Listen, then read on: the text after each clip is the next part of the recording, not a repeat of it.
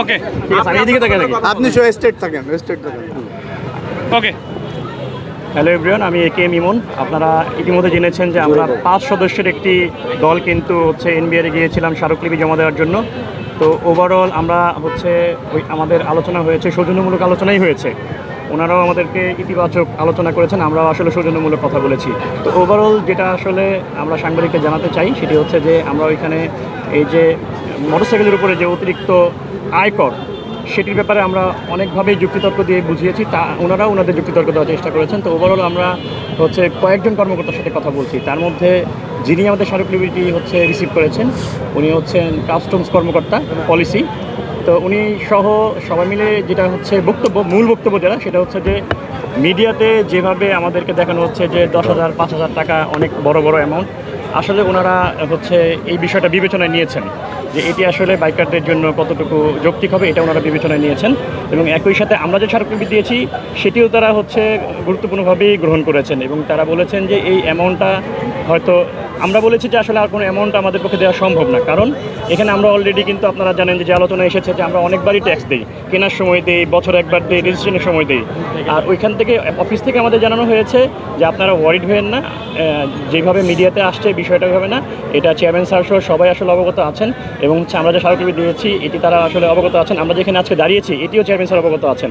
তো উনি ব্যস্ততার কারণে আজকে অফিসে নাই দেখে আমাদের সাথে ওনার সাথে সরাসরি কথা হয়নি, তবে উনি আমাদেরকে অ্যাপয়েন্টমেন্ট দিবেন এটিও হচ্ছে ওনার পিএস আমাদেরকে আশ্বস্ত করেছেন। তো আমরা এনবিআর থেকে আসার পরে আজকে সিনিয়র বাইকাররা যারা আছেন তাদের মাধ্যমে আপনাদেরকে বা বাংলাদেশের সকল বাইকারদেরকে স্পষ্টভাবে বলতে চাই যে আপনারা হচ্ছে নিশ্চিত থাকুন যে যেইভাবে আলোচনা এসেছে এইভাবে হবে না। আমরা স্মারকলিপি দিয়েছি, তারাও তো আসলে মানুষ, তারাও বিষয়টা বিবেচনা নিয়েছে। উভয় পক্ষের সমন্বয় এবং সমঝোতার মাধ্যমেই একটি হচ্ছে যদি কোনো করও আসে সেটি এমন কোনো কর আসবে না যেটা আসলে আমাদের উপর বার্ডেন হবে। তবে আমাদের দাবিতে আমরা এখনও অটল আছি যে আমরা আসলে কোনো আয়কর দিব না। আমাদের অবস্থান স্পষ্ট, আমরা কোনো আয়কর দিয়ে ঢাকা শহরে গাড়ি চালাবো না, এটা আমরা অফিসেও জানিয়ে এসেছি এবং হচ্ছে আমরা মিডিয়াতেও জানাতে চাই যে আসলে আয়করের বিরুদ্ধে আমাদের স্পষ্ট অবস্থান। তো সৌজন্যমূলক আলোচনা হয়েছে, এটি আসলে মূল বিষয়। মিডিয়াতে না আসলে আর আপনার আন্দোলন না করলে কি এই পর্যন্ত আসতো কিনা? হ্যাঁ ধন্যবাদ। আসলে আমরা কিন্তু জানেন যে আমরা যারা বাইকার, আমার নাম এ কে এম ইমন, আমি সাধারণ বাইকার। আমরা আসলে যখন 30 কিলোমিটার করা হয়েছিল ঢাকা শহরে তখন আমরা আন্দোলনে সফল হয়েছিলাম। যখন পদ্মা সেতুতে বাইক বন্ধ করা হয়েছিল তখন আমরা এই কয়েকজন সিনিয়রদের নিয়ে কিন্তু আসলে বাংলাদেশে আন্দোলন করেছি, সেটা কিন্তু সফল হয়েছে। আমরা প্রচণ্ড আশাবাদী যে আসলে এটা সফল হয়ে এবং আমরা যে আসলে আন্দোলন করেছি এটা আসলে এনবিআর জানেন, ওনারা বলেছেন যে আপনারা সংসদ ভবনে দাঁড়িয়েছিলেন, আপনারা অমুক জায়গায় দাঁড়িয়েছিলেন, এটি ওনারাও অবগত। তো এই আন্দোলনের হচ্ছে ফলাফল বা সফলতা এটাই যে আমরা একসাথে যদি বাইকাররা এক ছাতার নিচে থাকতে পারি, একসাথে যদি ভয়েস রেজ করতে পারি তাহলে অবশ্যই আসলে এই বিষয়টি বিবেচনায় আসবে এবং ওনারা আসলে এটিকে পজিটিভলি দেখেছে।